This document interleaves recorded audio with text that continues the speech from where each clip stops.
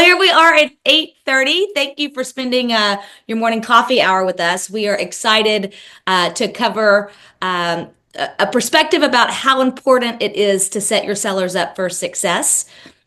Just as a little bit of background here, we are finding in our own team that we are taking on more listings than we have actually ever before as a team. And candidly, the last time I've seen this much activity in the seller side of things was right before the Great Recession. So while I don't anticipate that we're going to have the same results as the Great Recession nationally, it does bring up a very important concept that if we're not strategic and practice the art of listing homes, then you can put your sellers in a bad position and everybody loses. So that's what we're here to kick off and talk about this morning. I like to listen to some real estate funnies. This is the one that caught my eye this week is, when you're giving advice on how to find a real estate agent, you should tell your clients to find a real estate agent who cares about you as much as Gmail cares about the new devices signing into your account. I mean, how true is that? Isn't that the truth? Oh my gosh, I Yeah, can hardly get into a new account because I'm always, did somebody new try to sign in? So we thought that was funny and wanted to share that with you. Bob, you want to kind of tell us what we got to expect on the market? it is. I would say what we always try to do on this is give you at least one or two really good nuggets that you can come away with. And on this slide, it's definitely one of them. Is if again, you take away nothing more than two things from this presentation, this is one. And the key message, and I would say write this down, is that I need to do something different in 2025, right? I need to do something different in 2025. As we are sitting here, we are talking to a ton of people, we are watching the market. This data, as Paige said a second ago, is similar to what we saw in 2009. And it is not something that most people have seen in the market if they have not been here since 2009. Specifically, there is more inventory than at any point in 8 years. Homes are on the market 12% longer. About over a third of sellers are cutting prices more than they were a year ago. February sales, 10% drop.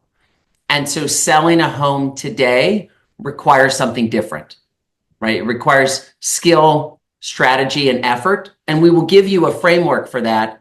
But even if you don't take that action plan in, the key message that we want to leave you with today is the model that you need to be doing something different in 2025 because we are not in the same market that we have been for the last few years.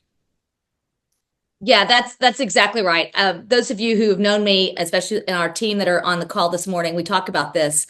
And look, we've all had these clients where they listed their house at aspirational prices, which means they likely overpriced or they priced to where the market would have been had the market stayed the same in 2023.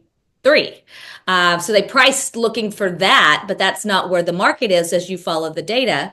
But they're so desperate to get that number because they're competing with their neighbor or so-and-so said or mom and dad know. And there's lots of reasons why they have different opinions than we do on where that value should be. But I listed a home right before the Great Depression. Sorry, the Great Depression. Great Recession, kind of the same. And we were aspirational and we talked about that. But they, of course, it was their house. They knew it was worth more. And so what we did all summer was we chased the market down. And we had offers and we had showings, and each offer that came in was less and less and less and less than the one before. And so by the time they actually had to sell at the end of the summer, because they did have a deadline, we took an offer that was $150,000 less than the original offer. And so, let that be a cautionary tale to you all. And again, our clients, our agents who are on this call have all had similar situations where, that conversation is the first offer, the best offer.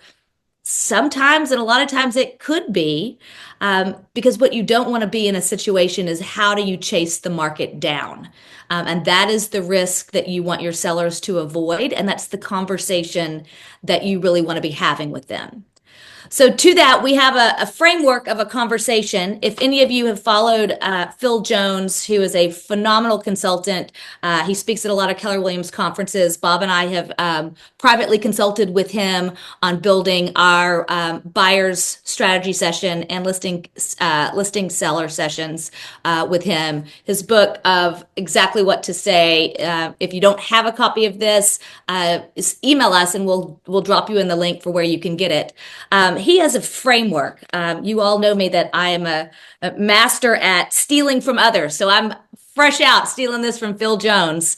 But he has this concept of a triangle, and there's 3 points of the triangle. It's curiosity, empathy, and courage. And in that triangle is where the relationship and partnership should lie if you're conducting your business at the highest level where your sellers are the focus of what you're trying to achieve. Right? And so let's talk about the 3 pieces of those triangles. Why does curiosity matter? Right? If we're not willing to ask the questions, then we're not really understanding where our sellers are coming from and what's important to them. Right? So the questioning is super key to getting this kicked off in the right relationships. And Empathy. one of the things that I love that you have here, I know Phil Jones talks about it. I know we've practiced it a lot, is the importance of that follow-on question. It is not just the first question for curiosity, but it's, right, tell me more. Sounds like you have a reason for saying that. What happens if? And it's that depth of curiosity that allows you to unpack, because most people won't give you the full answer at the very first time. Right. It's no different than me walking into the Gap, if there are any of those stores still left, and buying a pair of jeans. And the lady says, "Can I help you?" And I say, "No, I'm just looking." And then I end up at the fitting room with 17 pairs of jeans. Yeah, I needed help, but I wasn't willing to have that conversation. And because that salesperson didn't ask strategic follow-up questions, I didn't work with her, right? The same thing happens with us, is we have to be willing to be curious and go beyond just the initial answer. Some other questions that I wrote down, Bob, that I was thinking through this morning when we were looking at this is sort of like, have you asked that seller when was the last time they sold a home? And they say, well, 15 years ago. Well, great. Can you tell me a little bit about that experience? What have you heard about the current market? Great. What do you think that could mean for you? Right? Dig deeper and deeper and deeper so that you really understand what they're looking for. And as they're giving you these answers, Bob, let's move to the next piece of empathy. This is your place to build a rapport and establish that you really care for them, understanding their true motivations and their emotions behind what they're working through, connecting with them on an emotional level, and illustrating that you are providing support and care. This is a key piece to your partnership, because the folks on the other end of what you are selling need to truly understand and believe that you are there to look out for their best interest. And this is the piece that is critical in providing that. And once you've been curious and have an empathetic perspective and understand where they're coming from, then you can have the courage to say what you need to say, right? Because there's some things that they need to hear that's important for them in making wise decisions for them and their household. So we have to have the courage to sometimes say what we believe may be something hard for them to hear. That's part of what our fiduciary is all about, right? But if we only are curious and empathetic and we don't have the courage to say what really needs to be said, then we're letting the sellers make their own decisions without the right data, and they may make the wrong decision. If we're just curious and courageous, but we're not empathetic in how we respond, then the seller's going to be left feeling that you don't really care about them, that you only just want to sell out of this, and that what their feelings are don't matter, right? And this is where we get transactional. And that's something that we extremely need to avoid. If we're empathetic and courageous but didn't ask the questions, we might be giving the wrong advice. So it's why these three pieces are the framework of the partnership that you need to have with your sellers when you're starting this relationship, especially this year, knowing that for many of you guys, you're not walking into a seller's market, you're walking into a buyer's market. Yeah, that's a big thing is right. For many people, you could put a sign in the yard, get multiple offers in the last few years. We are emerging into a very, very, very different market where this framework and process is of paramount importance in 2025. Yeah, Bob, it just means that as an agents, we actually have to go to work. Well, again, I think it's fair to say that a lot of agents worked really hard the last few years because dealing with multiple offers, dealing with the frantic market, I think everybody feels that there was a lot of work in the last few years. I think the big key message that we're trying to convey today is 2025 is going to be different, right? The opportunity to make more calls, get belly to belly with more people, look and watch the data because this shift in the market is faster than anything that we have seen since 2009. And with that, we're trying to give you a process or a roadmap for how to be able to navigate some of those key messages. And again, from this slide, there's one other big, big, big takeaway. Again, if you only get two things out of the presentation, it's at the end and then we're going to build to it. First part, if you have a plan and you spend time on the plan, it's going to give you the confidence going into the meetings, and it's going to give your client confidence that you are the expert and you have the ability to lead them. Yeah, that plan is really, if you go back to the triangle, the plan is where the courage is, right? I have the courage to have an opinion and make a plan that is in the best interest of my seller. Number two, and again, we say this now because of how rapidly the market is changing, right? Brand new data just coming out from February with a 10% drop in sales. That is a huge number. And for some markets and some neighborhoods, it's much larger than that. That's the kind of data that you need to know about weekly and you want your clients to know about. The third piece is in a market that is moving so much and there is so much noise coming out of Washington, D.C., that is driving fear, uncertainty, and doubt. The weekly check-in is your spot to connect with your seller. Because Absolutely. they hear so much noise in the press. And that noise is really, really, really scary for a lot of people, right? You can't take away the emotion. But for you as their trusted advisor to have regular scheduled meetings with them, you can be the voice of reason. And sometimes you're going to communicate, you don't want this data, but here's where you're talking with them. And in the talk and in the ability to express the emotion or let them express the emotion, it's going to lead you both to the right or a better situation. And this is the key. This is the absolute key for real estate. It is the most powerful words are, here's what happens next. Because in an environment that is changing, in an environment where there's a lot of noise out of Washington, D.C., if you are providing the consistency and the stability to always communicate what is happening next. Hey, I may not have an update for you next Tuesday, but I will call you next Tuesday at 2:00. There is a level of certainty that provides that peace for your clients. Yeah. So let's look at details for each of them. And so as part of your plan, right, our plan is 152 steps. We've built that over both a lot of mistakes and an opportunity to see a lot of listings. But the advantage that you have of having a step-by-step process to get results is you're making sure that the big elements that are there, they're covered, and the small elements that allow you to double check and not miss steps are there as well. And that gives your sellers confidence. That is a really important part in this level of a changing market. And we expect that type of change to accelerate in the months ahead as we go into the spring. Paige, anything you want to add to the plan before we get?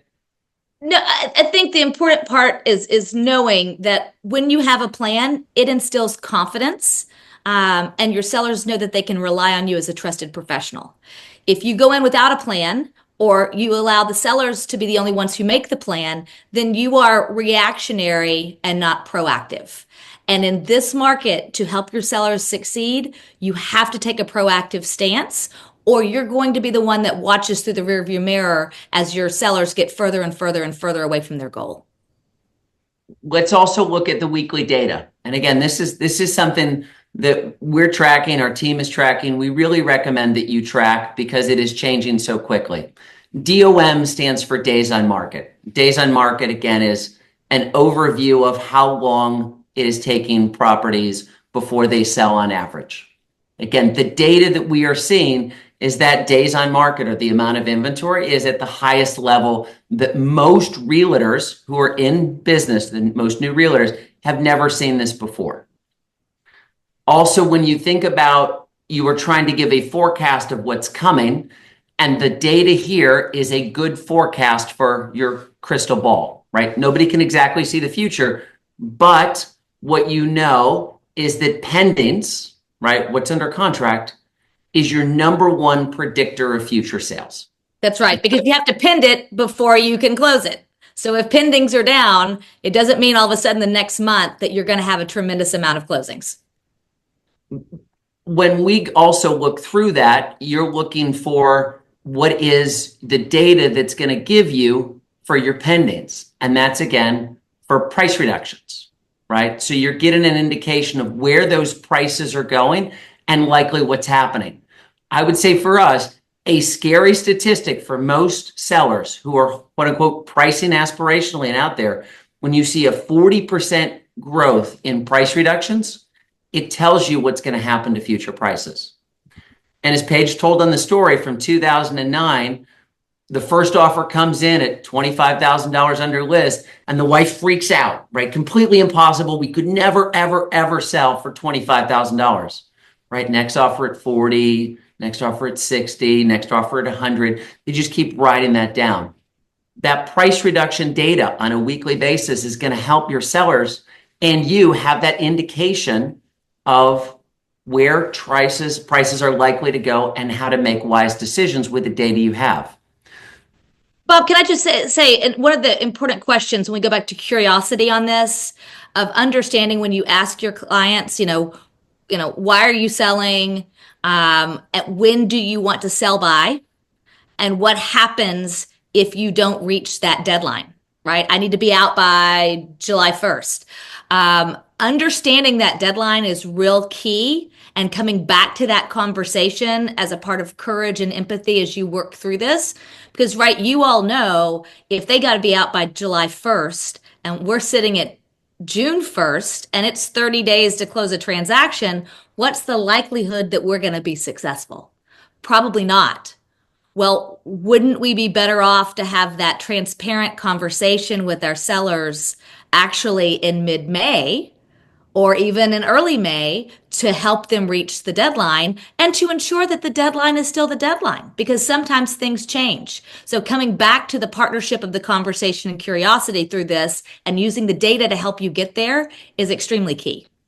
One great question just came in from Catherine. We are big believers, again, in having a plan and sharing that. So the data that we use for our plan, absolutely part of the initial discussions. And again, it can be modified with the timelines and the activities with your sellers. The other thing that we give our clients is a portal with real-time access to this data. But again, for most people, looking at the data by themselves, they're not going to understand it in the nuance level that you do because, right, they might sell a house once every decade. You do it a couple times a month, which is where the big activity of that weekly communication comes in. And again, this is what we're seeing is most sellers into a declining market aren't going to want the bad news, right? Oh, my house isn't worth what I thought it is. Oh, it's not worth what it was even 2 months ago. And Bob, most agents, as high eyes as many of them are, don't like to give the bad news, right? That's the scary part about the courage piece, is that we are afraid we're going to hurt their feelings because it hurts us to have to say something that they need to hear, but may be unpleasant.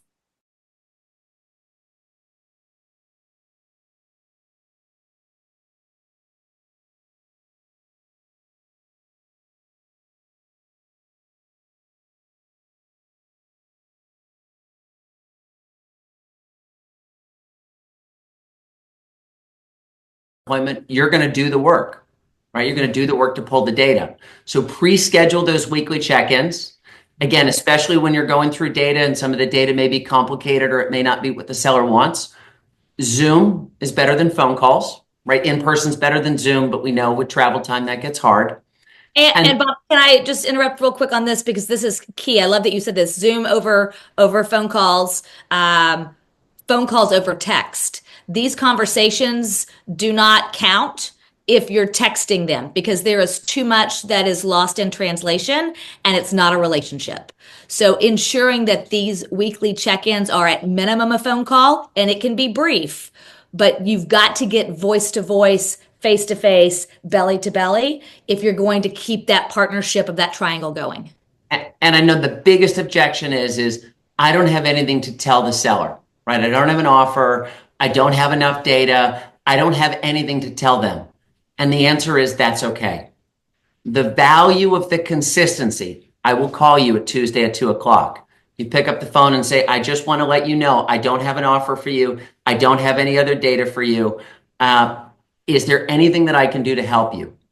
That short, simple phone call is going to build that trust and consistency because you've told them what happens next is, right? I'm going to call you Tuesday at 2:00. It's going to save some of that late night crazy text messages that you're getting, and it allows you and them to be on the same page.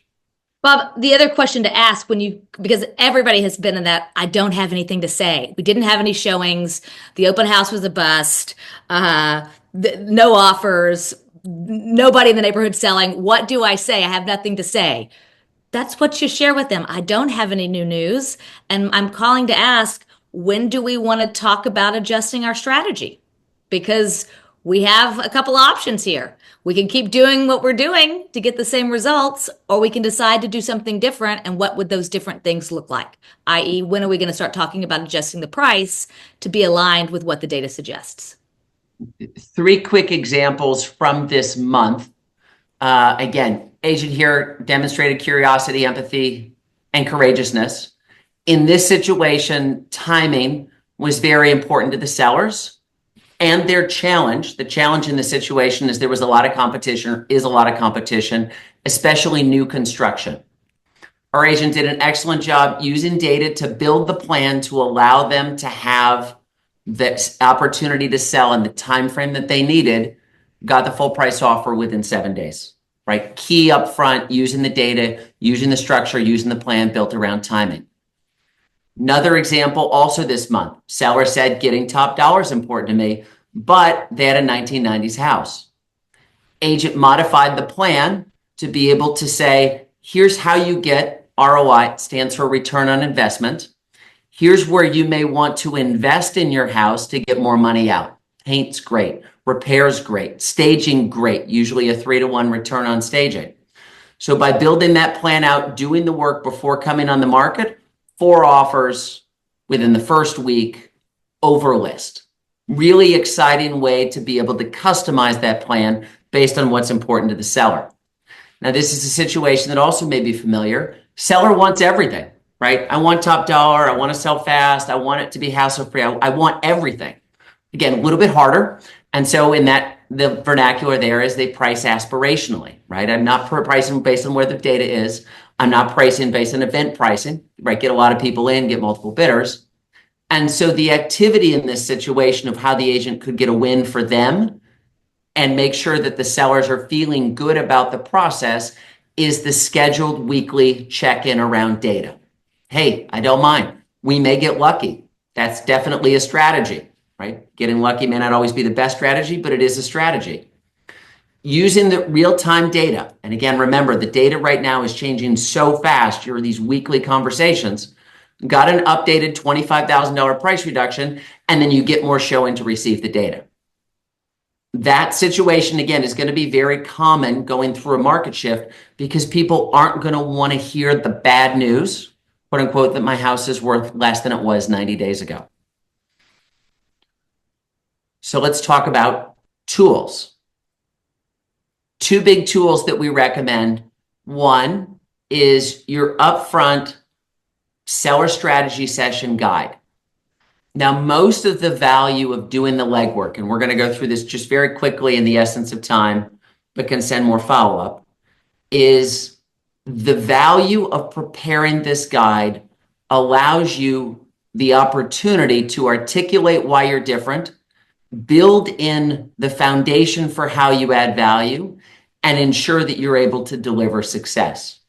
One of our friends, top agent in California, she's been on TV, has a whole bunch of different programs, but is probably the best in the world at delivering a unique selling value proposition within 30 seconds. She'll get hired on that. And the advantage that that gives her is the ability to articulate why she's different. And again, you don't get there without a lot of work. A lot And of so work. what we recommend of having this guide up front for you is because the more confidence and more work you put in up front, the better you're able to listen at those initial conversations and the better plan you're able to give your clients. Again, you can always customize the plan as you saw a second ago, but by having one, it gives you the foundation. Bob, can I just chime in real quick before we go on? The whole point of the guide is so that you can spend your time in the meeting being curious, being empathetic, and being courageous. The guide is nothing more than a tool that allows you to do the 3 points of that pyramid. Your conversation needs to be about curiosity, empathy, and courage. The rest of this is great and it showcases how well you are and how professional you are, but spend time in the triangle. And again, that's where, as we go through it, one of the most important part of any of our guide is our listening tool. Another key element is the benefits that we bring. Again, a feature is, oh, my car's red. An advantage is it's got a lot of horsepower. Benefit statements are always down to one of two things. Save you time, I save you money. Can I save you time? I save you money. Specifically, a little bit more about who you are, testimonials, again, examples of what you've done. Part of the real value of testimonials, like we saw from the examples, is you help the client unpack what's really most important to them. Timing, pricing, stress-free, to help people not give you the answer of everything. Because, right, everything is your default answer, but making the trade-offs is really where you're able to add value. Again, data and trends. And then ultimately, what is it about you and your systems that allow you to deliver your value proposition? In our case, it's 8 unique programs for sellers. Specifically, and I'm going to ask Paige to talk about this, is one of the most other key elements of the tools is the seller timeline. I love the seller timeline. It is we built this from my years of being in production. When I was in production, I printed this out and I touched it every day, making sure that we were on track. It's key because if you miss a deadline, everything is thrown off and you can put your client at jeopardy. So having this, one, for sellers to know about it, 2, for you to know about it, 3, for it to be on both of your calendars, keeps everybody accountable moving forward. And it always is the way to say, okay, Mr. Seller, here's what happens next. As a consumer, when somebody tells me here's what happens next, I am in love, right? If I go to the car dealership and I want to buy a car and they say, great, well, we'll put that on order, and I don't know when it's coming, and I don't know what's happening, and they don't talk to me, I'm left feeling very unsettled about the professional that I've hired. When they're able to say, here's what happens next, we're going to contact you in 3 weeks, and blah, blah, blah, blah, blah, blah, blah. That is how you show leadership through this process. Because you're taking control and you're guiding it. Again, plans can always change as long as you have one, but the dates, the timeline being on the calendar, that gives you and the sellers a great sense of peace, given the craziness in Washington, D.C. and the changes in the market. Yep. We've got 1 minute left and we've got a couple of questions. These for our team are our upcoming events. For those of you that are just sitting in and joining us, our next market update will be on the 28th of this month. So tune back in. We'll be covering what we see in the market. Questions, I'm going to get to them as quickly as I can. Anna had asked, would you send an email with data pre-Zoom meeting? Absolutely. Especially if you are uncomfortable with delivering that news, giving that to them in advance, especially if it's not great news, they can review it and then you can interpret it versus the, oh my God, you're hitting me with bad news. I love sending that stuff in advance. Yeah, and what we do is we have a seller portal where all the data is there, 24/7 updated, and then it makes it easier to drive to the conversations. If you don't have the portal yet, your activity is send it all in advance and get them to digest it and then have the call. Yep. Another one I'll just say here is, right, I have a client who will only text. I think that gives you a big opportunity to lean back into either the curiosity or the empathy. That's Either right. one, what is it about their situation where they're trying to sell one of their single most valuable assets and they're not willing to be in person or on Zoom with you, Or right? voice to voice on a call. Is it a you issue, or is it a situation where they're not a seller? And again, a seller by definition is somebody who wants to sell. And either way, it sounds like there's a massive trust gap if they're not willing to engage with you in a real conversation. Yep. Yep. All right. We are at 9 o'clock. We want to be respectful of your time. Here's the QR code for our next webinar. We are so grateful that you're spending Wednesday morning with us, and we look forward to seeing you later this month. And if you have any questions that we missed, please email those in. We'll send out a copy of the presentation, send out a copy of the data. And if there's anything else that's helpful, just let us know.